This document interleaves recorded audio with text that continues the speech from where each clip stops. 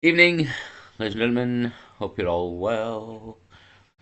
Just got two videos here. We're on the channel The Lost Epoch and the channel Tartaria Vault. So there was another video I was looking for, but I can't find it. It was about Palestine, to be honest, and Israel and people going over to Palestine to survey the land in the 1800s there. And it's kind of like, again, the Israel of today isn't the Israel of the Bible. Um, they went over and like looked at the land and kind of like they found a place to call Israel, so to speak, because it has to match certain parameters. You know what I mean? From the river to the sea, so you need a river and you need a sea. So yeah, in the Bible there is these descriptions of things around Israel, so you kind of need a few of them things knocking around in the area for it to classify as Israel. So I can't find the video. When I do find it, I'll bring it forth. But anyway, on here, America had no public schools until 1852. Children were taught the original history. Is the name of this video, and this video is called Birth Certificates, the System That Erased Old World Heritage. So, the birth certificate in modern times, again, that's a whole crack in itself, as we've sort of kind of mentioned there. If you want to go and watch John Harris, it's an illusion. He kind of explains the birth certificate and how you're part of the United Kingdom Corporation and you signed up unwillingly at birth by your parents and yada yada. It's quite a long subject, to be honest. Goes into the statutes though and the law and all this kind of crack. It's quite detailed and semi-complicated, but not really. Um, so birth certificates again. There didn't used to be birth certificates. There didn't used to be passports. There didn't used to be taxes as such like they are today. The world that we live in was built around us, as I've mentioned here. It was built around us in like the 18 and the 1900s. The financial system, the same. Everything was built around us. That's something you've got to try and wrap your head around. That the world we live in didn't come about by chance. It literally was built around us. And in my opinion, it was built around us to hide the world we left behind, as I've mentioned in a few videos there. So here's an old world building with the pillars and the triangle here that we know and love, and a dome as well. The old world architecture. So public America had no public schools until 1852. So basically, yeah, these people also built the school system and then decided what would be taught in the school system, and they decided not to teach us the real history of this planet. It is basically the tale, and you've got to wrap your head round that since 1852, so for about 170 years, everything that we know, our parents knew and our grandparents knew, was told to them by people running the system. And again, the education was made less and less and less and less till you pretty much come out of school now in 2026 knowing fuck all about now, really, to be honest. So yeah, this is kind of the situation. I mean, it's all been done to us by the rulers, the ruling class, the masters of the universe here, the Satanists and their ancestors, really. Again, the people who are currently finishing off this plan were not the people who started this plan. So we're just gonna have a look at these two videos. I was trying to get the one in really about Palestine, which was the most interesting, but I've honestly looked for about half an hour on quite a few channels, and I cannot find this video. But when I do pass it again, I'll make a video on it. And it was just about an English woman who paid for an expedition to Palestine in the 1800s to map and survey the land, as I said there. And it's kind of like they found a place they could call Israel, and the modern day Israel that isn't the Israel of the Bible. Is was kind of again found in the 1800s, a place we could call Palestine. Seems to be the tale. I hadn't watched all of the video. I was going to play a bit and show you guys sort of thing. So anyhow, America had no public schools until 1852. 1852. There were no public schools in America. None. Children weren't sitting in classrooms memorized dates and pledging allegiance to flags that didn't exist yet. They were being taught something completely different. A history that's been systematically erased from every textbook you've ever read. And the moment public education became mandatory, that original history disappeared. Overnight. What were children learning before the state took over? Who was teaching them?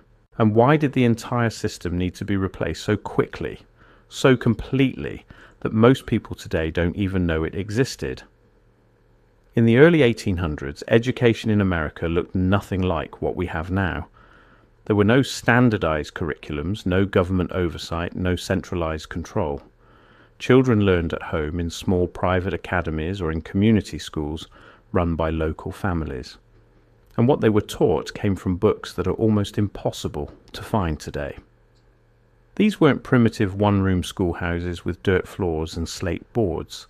Many of these private academies operated inside magnificent buildings with architecture so advanced that modern engineers still can't explain how they were constructed.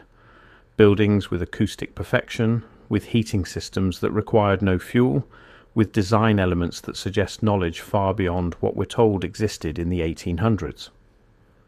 The children who attended these schools were taught classical education. Latin, Greek, rhetoric, logic, natural philosophy, astronomy.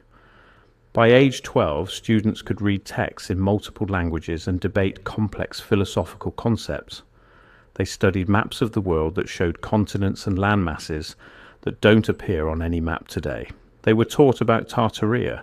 Tartaria was listed in encyclopedias, shown on maps, and discussed in geography lessons as a vast empire that stretched across northern Asia and into parts of Europe and North America. McDonald's. So, yeah, I mean, another thing with the old maps, there is Tartaria on the old maps, to be fair. I just kind of think Tartaria was part of the Millennium Reign Empire, and that's got a bit of backing, to be honest, by the flag of Tartaria there, and the animal that's on it.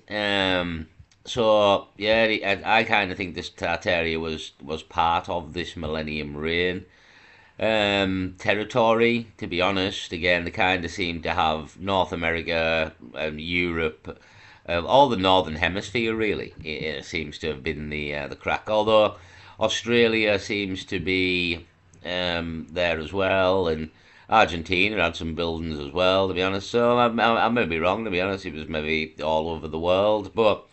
Again, I don't think everybody was on board as well. Like I know there was no wars in such in terms of well a war, a lot of people fighting on both sides. But there was still conflicts, I believe, in the Millennium Reign of Christ. There was still evil people, etc. Yeah, people who didn't want to follow the way of Christ. So it wasn't like they're absolutely perfect in all ways, shapes, and forms. I believe. And as it got to the end of the reign, yeah, it became started to sort of drift out. And again, this is why again I claim that this has happened as well, because we've managed to decimate the faith in 40 years here. So there's no way it's lasting 2000, you know what I mean? And even like the tail of the Millennium Reign seems to be near the end of the reign. It was kind of fizzling out because the presence of everything was drifting away, so to speak. Till we got to today, where the everything's gone now, and like no, loads of people don't believe at all. But the belief was even drifting away in the latter days of the Millennium Reign with people and people who were being deceived again. So, and again, no signs and wonders. They seem to sort of drift away as the Millennium Reign got further to completion there. So, yeah, like again, public schools, like it wasn't a thing, if you know what I mean. And ultimately, the powers that be, especially in modern times, they dictate what people are taught. Even a thing that's come about very recently with homeschooling and the state wanting a lot more control over the homeschooling of children here. So you're very much told what to teach people now because, well, that's how you nobody knows nothing. Do you know what I mean? It's brilliant, really. Yeah, could set up a school system, educate everyone, or call it that, but they never actually educate anybody on anything of super worth, I suppose, because a lot of education is worth. Maths is all right, you know what I mean, science, and there's some stuff you can learn. It's all right, but ultimately don't teach them anything about the true history of the planet here. So yeah, there was no school system. It's a kind of it's not brand new, obviously, but in terms of history, it's only 170 years old.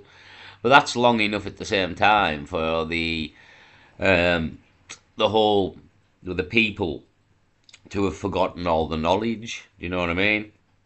And again, in the 1800s, there we were having cataclysms and starvations and all sorts of bagwash was going on in the background. So people were dying left, right, and centre. Again, there was no summer for like 3 years. I think in like 1815 as well. So the population got decimated as well in the run up to all this. So yeah, again, that there was no school system. So you've got to wrap your head around again that everything we know and our parents and grandparents and even their parents knew that was taught to us by a public school system that's ultimately controlled by the powers that be. I've muted the bass of the advert. Learned about Tartarian architecture, Tartarian culture, Tartarian technology. But here's what's So you got this as well. It's like you've got this two sides of this fence as well, so to speak. Tartaria or Satan's Little Season. And how I got to Satan's Little Season was through looking at Tartaria. And I thought they had a lot of good points, to be honest. Again, the main things, the buildings and the world fairs, etc. We couldn't build them. We didn't build them. There's no two ways about it. Like Cologne Cathedral and all these Notre Dame and all these places, the Vatican.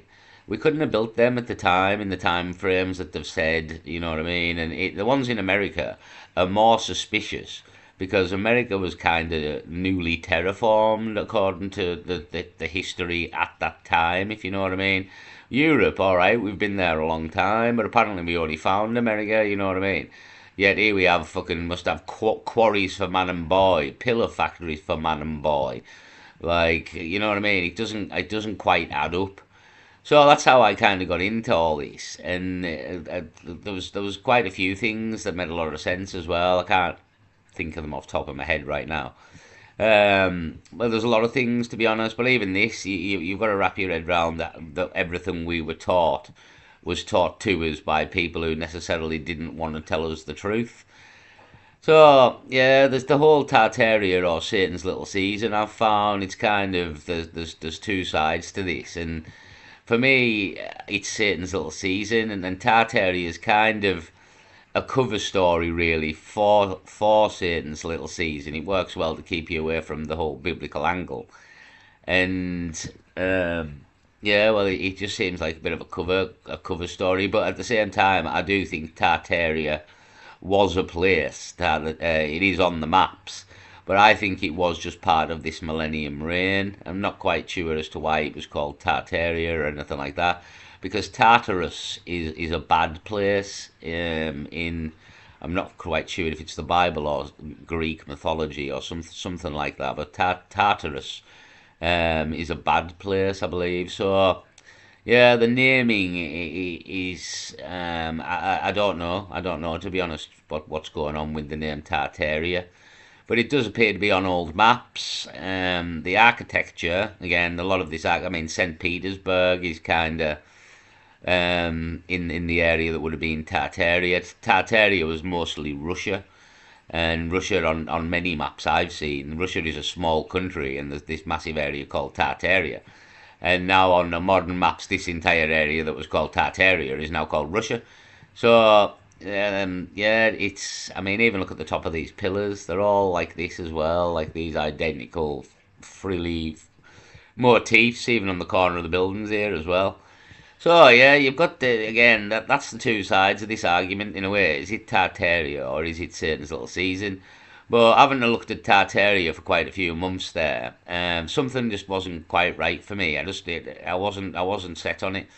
And then I stumbled across the whole Satan's Little Season thing, And I thought that this is the answer in a way. Like, this is what the buildings are all about, and a lot of other things explained in there again. As I keep mentioning, go and watch videos on Satan's Little Season. I watched quite a good one before, actually. It was only like 5 minutes long. I'll maybe play it on the end of here. It was only 5 minutes long, so I'll maybe nip it in. So, long story short, there was no school systems till the 1800s. Then we got taught everything that we've been taught today. So, can you trust it? You know what I mean? Can you trust it? Well, like, we didn't learn it really. We were told it and told to memorize it. And if we were good at memorizing it, you got good marks. So in effect, if you take well to the brainwashing and then the bullshit, you get rewarded for it. So and if you don't ask questions and you just write down the answer that they told you, you know what I mean, then you get rewarded for that. You don't get rewarded for asking questions, not at all. So, birth certificates, the system that erased the old world heritage. Yeah, so this is another thing, like, the world built around us, birth certificates, schools, fucking you name it, it was built around us. Everything you know was built around us, from televisions to phones, do you know what I mean? It's all been built around us. So I'll have a listen to this. Let me start with something simple. Something so ordinary you've probably never stopped to question it. You have a birth certificate, your parents have one, your grandparents most likely. And for most of us, that document feels as natural as breathing. Proof that you exist, proof that you matter, proof that the world acknowledges you were born. We carry it to the DMV, to the Passport Office, to the Social Security Administration. We treat it like a birthright. But here's the thing. For the vast majority of human history, thousands of years of civilization, empire, conquest, trade, and governance, nobody needed one. Not a single soul. And then, within the span of roughly 2 decades at the turn of the 20th century, nearly every industrialized nation on Earth decided that they did. All of them. Simultaneously. As if following instructions they didn't fully understand. That's where I had to start asking questions. I believe there's no one like you. And there never will be.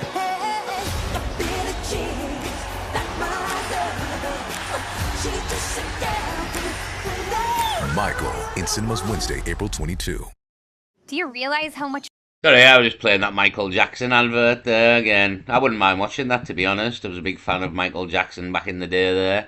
And I think we kind of discovered he wasn't quite the paedophile he was made out to be, and he was maybe set up. And yeah, well, God knows, ultimately. So we'll see what side of the fence he's on at the end, I suppose. Right, yeah, I wouldn't mind watching that though. Again, Michael, same person who done that Bohemian Rhapsody, and again, I don't know, just some of all the films in modern times here. It's something I wouldn't mind watching. It's out in like 2 days, 3 days on the pictures there. Called Michael. Seen that advert a few times and thought it's quite interesting. You know what I mean?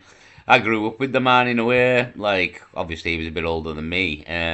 But I mean I came around when he was doing Bad, the Bad album. Thriller was before I was born. But yeah, it was an absolute iconic legend of the music industry. He could sing, he could dance. I mean, I've wandered off on a tangent here about Michael Jackson for some reason. So, birth certificates. I've lost my train of thought now because of Michael Jackson. Hold on. Back. Not to some primitive, chaotic world. Yes, so I think he was saying back there, we'll have to go back 'cause I've absolutely done myself in. Oh no, that's what he was saying, yeah. So the passport, again, it's like the global agenda now in 2030 here, and digital IDs. Yeah, digital IDs are being rolled out worldwide in multiple countries, all at the same time, just like a passport was.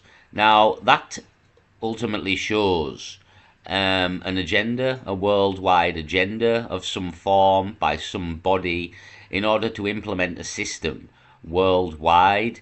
Now, the passport, as he said there, it came in the early 1900s, so this was over 100 years ago at this point. But there you can see a worldwide implementation of a system. So this is again, people can't wrap their head around sort of the new world order at times, and the global agenda and the one world government. But you've already seen all your lifetime. This is kind of proof it's been going on your entire life. That they were implementing systems worldwide over 100 years ago, like the school system. All the countries eventually adopted the school system, and some people say, "Oh, it's a good idea," but is it in terms of like governments don't like educated people. Like, you get in the way, you ask questions. They'd rather you were just dumb like society is today, and they can get away with murder here, you know what I mean? The last thing the government and the elites want is an educated public. So why do you think they wanted to educate you en masse in a school?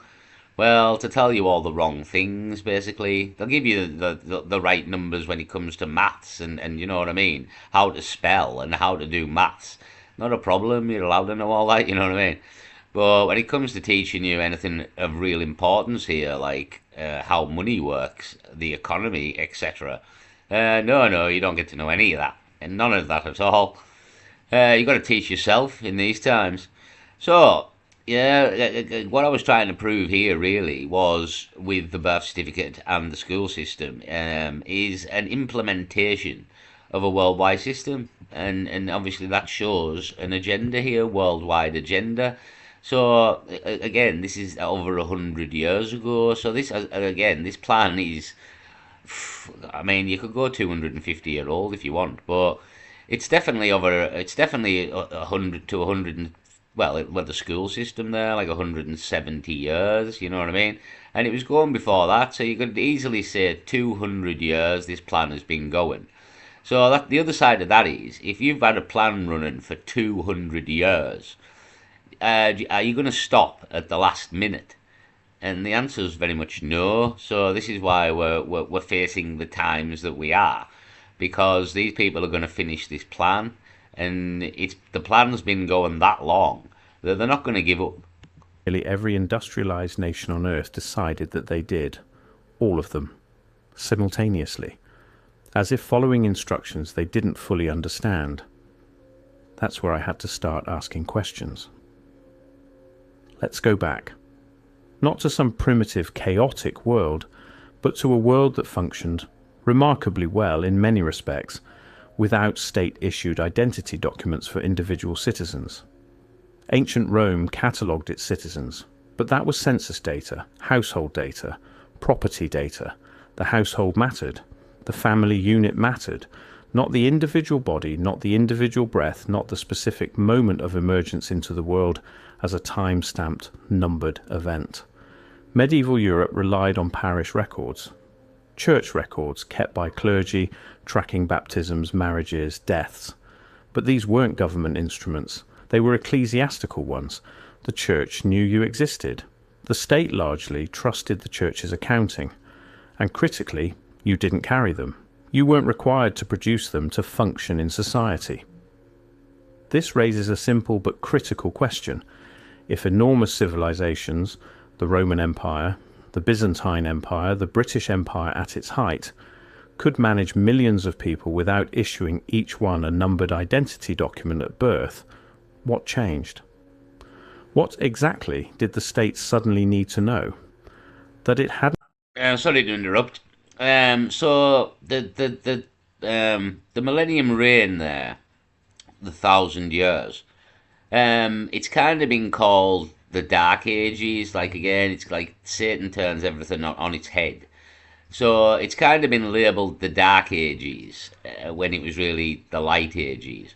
And the Byzantine Empire that he just mentioned there, well, that just coincidentally happened to run for 1,000 years. So it's kind of like they've buried the Millennium Reign within Tartaria and the Byzantine Empire, if I'm saying that right. And yeah, that just so happened to last 1,000 years. The Dark Ages just so happened to last 1,000 years. And as well, they call it the medieval times. Again, they get the word evil in there, and kind of make you think it was a dark period, medieval. So again, you've pretty much been told that this period in history was the complete opposite to what it kind of was. And if you've like learned anything along the road here, with anything to do with anything, to be honest, everything's a lie. You know what I mean? Like everything is a lie out here. Again, pick a subject, and it's a lie. Like the economy is a lie. It really is. It's a fugazi. It's going to collapse. It was built to collapse, and it will collapse in the non too distant future. There, so yeah, it's very for me anyway. Again, the Dark Ages, medieval. Like it really was the Age of Light then, and again the Byzantine Empire just so happened to last 1,000 years as well as the Dark Ages lasted 1,000 years. So it's kind of been buried in there. People believe in the midst of that, and you are kind of told of this millennium reign, but the Byzantine Empire, but it's just not explained to you in the true light, so to speak. Hadn't needed to know before. Wait, have you been seeing someone else? The deeper I went into this question, the more the standard answers started to feel incomplete. We're told it was about public health, tracking infant mortality, understanding disease patterns, improving maternal care, and yes, those things happened. Those things are real. But they don't explain the scope of what was built. They don't explain the infrastructure that followed. They don't explain why a document created ostensibly for health statistics became the foundational credential of legal personhood in the modern world. That's where the official explanation begins to collapse. In the United States, the federal push for standardized birth registration began in earnest around 1902, when the Census Bureau established a birth registration area, a voluntary system where states that could demonstrate a 90% registration rate would be recognized as compliant. By 1915, 10 states and the District of Columbia were in the area. By 1933, just 31 years later, every single state in the Union had joined. 31 years. For the entire country to restructure how it accounted for every human being born within its borders. Now, consider what else was happening in those 31 years. The Federal Reserve was created in 1913. The federal income tax, that rose through the 16th Amendment, also 1913. Social Security would arrive in 1935, requiring, of course, a verifiable record of birth. The draft registration of World War I, 1917, required documentation of age and citizenship. And somewhere in the middle of all of this, the birth certificate quietly became the master key. The root document, the thing from which all other legal identity would grow. Not coincidence, not accident, not the natural evolution of a caring society. The pattern repeats with unsettling precision. And here's the strangest part. It wasn't just America. Britain's General Register Office, established in 1837, began mandatory civil registration of births. But it took until the early 20th century for enforcement mechanisms to give those records real legal teeth. France, Germany, Australia, Canada, all of them moving within the same compressed historical window toward the same system. Different nations, different governments, different languages, but the same architecture, as if they were all reading from the same blueprint. Yeah, because there were. And again, this is orchestrated by the bigwigs, but also the secret societies. This is how you sort of go through the language barriers. So very much like the Freemasons and the Fabian Society and the Club of Rome and all these things we've mentioned, the Bilderberg Group, and when they go to Davos there, and all these kind of things in the modern times. But again, similar in history here, exactly the same, to be honest, just maybe slightly different clubs and obviously different people. The forefathers of the people who are basically running the show today. So, yeah, this is, again, the world built around us. Here is where I need to introduce a concept that most people find either fascinating or deeply unsettling, depending on their disposition. In legal theory, there is a distinction, a critical, foundational distinction, between a person and a human being. Now, those words sound like synonyms. In ordinary language, they are. But in the architecture of law, they are not the same thing. A human being is a biological fact. You are born, you breathe, you exist. That's not a legal determination. That's simply what happens. A person, in the legal sense, is an entity recognized by the state as having rights, responsibilities, and, crucially, obligations. Corporations are legal persons. Municipalities are legal persons. The word comes from the Latin persona, the mask worn by actors in Roman theatre, the face presented to the public, the role played within the system. Yeah, basically, I've been through this before, and again, this is kind of the John Harris crack. It's your legal fiction. When a letter comes through the door and it says Mr. or Mrs. and then your name, that's your legal fiction. That's not you, the human being. It's not addressed to you, the human being. It's addressed to your persona, your person, your legal fiction. Again, this is kind of magistrates' court and statutes kind of territory, where when you turn up to a magistrate court, when they send you a letter and it says a summons, summons in legalese means invite. That's all it means. It means invite, but in legalese they've changed the word to summons, so you think it means you have to go. And when you turn up to the magistrate's court, you in effect, what's the words I'm looking for? You then represent the legal fiction of you. There's two yous. There's you and the legal fiction of you. Well, they're prosecuting the legal fiction, but they cannot prosecute a legal fiction. They have to prosecute the person. So in order to get the person there, they use the legal fiction. And when you say, yes, I am that legal fiction, you are then, in effect, contracting with them because you turned up. And they're able to prosecute you under statute and the legal fiction. And you, because you don't know the game, have to play along with this because you don't know the game. So that's kind of the crack with it, with the whole birth certificate. And he says there, like, obligations. Again, you signed up to the United Kingdom Corporation. This country is not a country as such. It's the United Kingdom Corporation. We're all employees, and your employee number is your national insurance number. So that's kind of how it works. And again, the John Harris, it's an illusion. A bit of a he's on a stage for quite a while, maybe an hour and a half. He explains all this about the statutes and how it all works, basically. And it's called the Freeman perspective. I do believe he's not with us now, John Harris, but he figured out quite a lot, to be honest. And again, this goes into the gypsies, as I've mentioned before. The gypsies do not have birth certificates. They do not enter the system. And ultimately, they cannot be prosecuted for a lot of things, well, any statutes, to be honest. They can be done on laws. You may not harm anyone or cause them loss. So if they murder, rape, mug, assault, do anything like that, they can be prosecuted. They've broke the law. But when it comes to statutes, the birth certificate plays a big role in it all. And what the birth certificate appears to do, well, what the deeper I looked, the more it seemed designed to do, is create that legal person. At the moment of registration, a record is generated, an entry in a ledger, a numbered document.